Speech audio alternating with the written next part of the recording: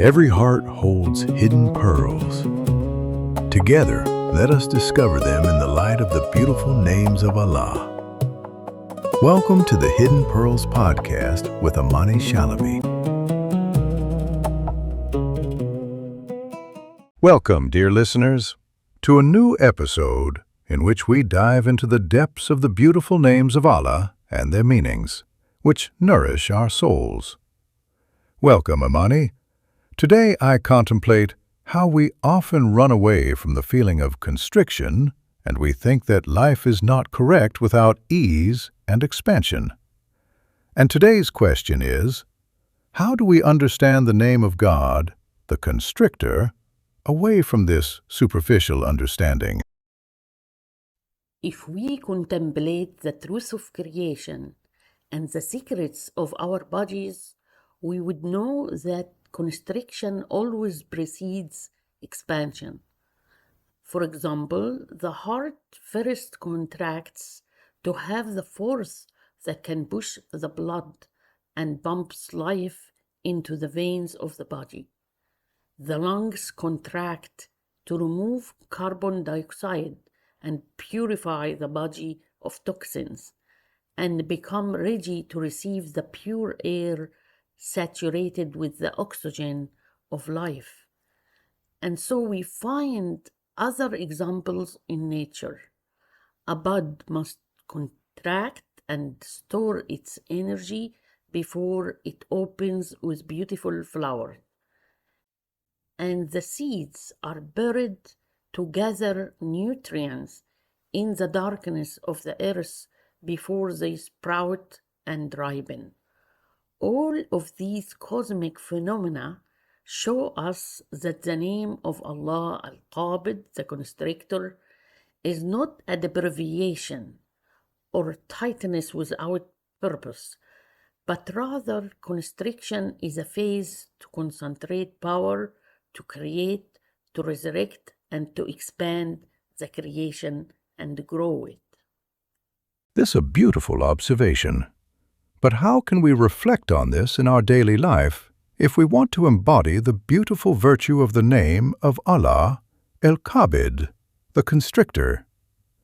How can we receive constriction and express its quality in our life? Constriction is a process of intense purification and growth to expand one's understanding and actualize one's spiritual potentials. For example, the worshippers and the servants of the Constrictor, al-Qabid, are those who can constrict their rage and contain it with wisdom until it calms down. They are those who control their lusts when it wants to go beyond the limits set by Allah and causes harm to themselves or others. They can constrict their tongues from speaking ill of someone, or spreading rumors, or belittling and insulting others. The servants of al-Qabid, the Constrictor, are able to say no with all the courage when they are called to do something immoral or beyond their capacity. Constriction is about controlling the ego and attaining mastery of the higher self. I understand that constriction is about mastering one's whims and harmful behavior. But how can we respond to others who do not constrict their own whims or control their ego and tongue and have impulsive reactions? In relationships, the servants of al-Qabid, the Constrictor, are those who can balance their needs and the needs of others. They know when to constrict their boundaries and when to expand them, based on the divine wisdom they receive and on their capacity and limitations. And they don't burden themselves beyond their capacity and beyond what they can control, as Allah says that He does not burden a soul except according to its capacity. So the servants or the worshippers of al-Qabid don't interfere in what does not concern them. Even in the case of delivering advices, the servants of al-Qabid do not intrude on people's lives and give them unsolicited advices. They ask permission first, or they hold on giving advices until the heart of the other party is ready to receive it. This holding comes from mercy, compassion, knowledge, and wisdom. And just as how the servants of al-Qabid don't burden themselves beyond their capacity and limit, they also don't burden others beyond their capacities or limits. So they don't oppress or abuse others or take advantage of them. They are not confused or confuse others. They don't mislead others with false promises. And they are not misled with wishful thinking or becoming too dependent on others, knowing and understanding that people have limitations. They follow the hadith that our noble Prophet Muhammad ﷺ said in the well-known hadith invoking Allah. He said, "O Allah, I seek refuge in you from being an abuser and from being abused by others. And I seek refuge in you from misleading others and from being misled by others.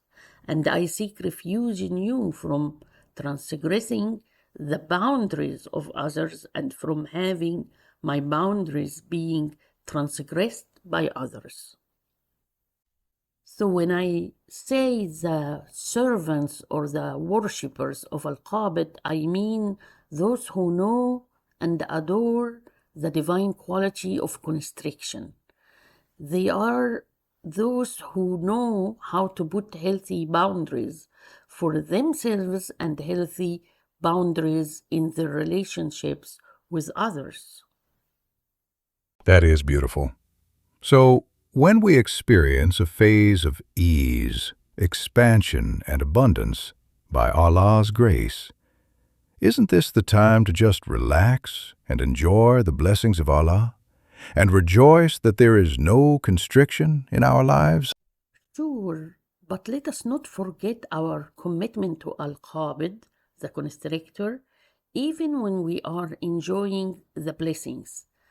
As I explained earlier, constriction in its essence is a calm purification for the soul, and it is gathering the forces within to attain mastery over the ego.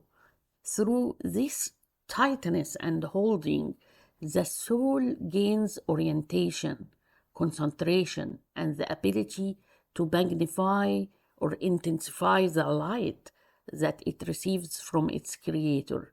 So constriction is not a repression of the soul. And the opposite is also true if a person feels an external tightness or constriction in his outer circumstances or wealth or relationship. He should know that it must be accompanied by an internal expansion. For example, if the servants of al-Qabid feels a tightness or an external hold, they immediately turn inward, accepting the decree of Allah and returning to their center of power, Allah, knowing that He intends for them a rewarding growth, inner growth, spiritual growth.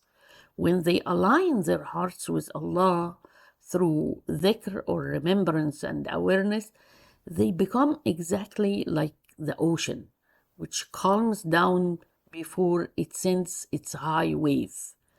This internal accumulation of forces is what allows a person to expand spiritually and embrace the qualities, the virtues that Allah wants them to embrace and embody, and they understand that Allah will bestow upon them internally beautiful qualities which allow the spiritual growth to take shape. So external constriction is an opportunity to acquire new abilities and skills and to be adorned with the virtues of the divine qualities, such as patience, forbearance, strength, creativity, courage, knowledge, and wisdom. This brings us to know who we are and who our masterful nurturer and creator Allah is.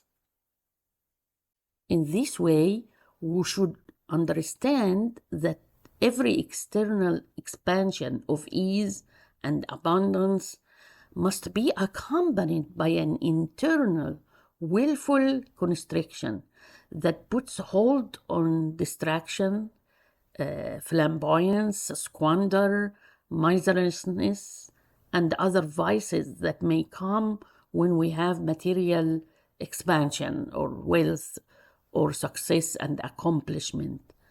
For example, when Allah expands one's external risk or provision, the servant of al-Qabid holds or constricts his desire to show off or becoming arrogant, because he knows for sure that the outward expansion is a trust and a responsibility and a blessing from Allah that he will be asked about. How did he earn it and how did he spend it? We have to understand that Allah al-Basit, the expander, and al-Qabid, the constrictor, never stop functioning. They are always functioning all the time, which means they make the balance. So if we don't become aware if there is an external expansion to practice constriction within, it will happen anyway, but perforce. But when we align ourselves with Allah, then the constriction and the expansion will balance each other's with ease. Amani, what is the pearl of wisdom we can take with us this week? And how do we adore ourselves with the virtues of Allah's beautiful name, al-Qabid, the Constrictor? First, we have to practice the constriction of the tongue. We can choose one day of a week to be in silence, or just listen before we speak, or constrict ourselves from rushing to give advices that have not been asked of us. Second, we can determine one thing that consumes our energy and time without benefit, whether it is a random scrolling of posts on social media, or watching shows on TVs, or consuming news, and try to make room for quiet time for nourishing our souls, hearts, and mind. The third healthy constriction we can try to practice this week is managing our reactions and not to act upon our feelings impulsively.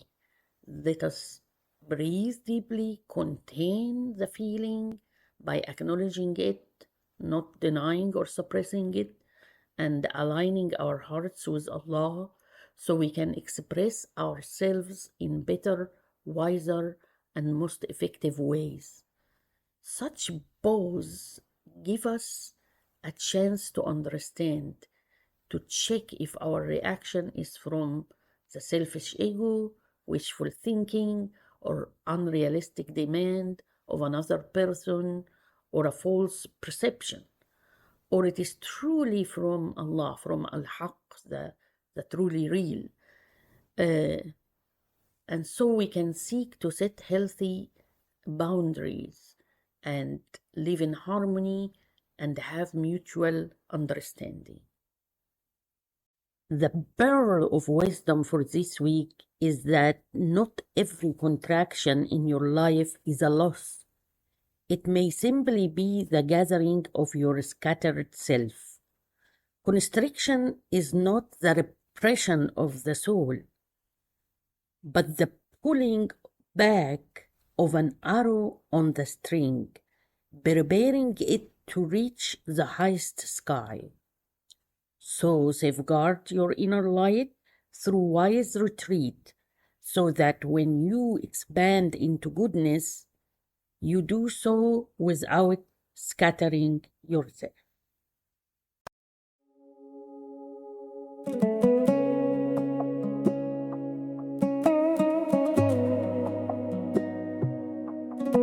May today's pearl continue to shine in your heart throughout the week. Until we meet again, may Allah guide your steps and fill your heart with His light.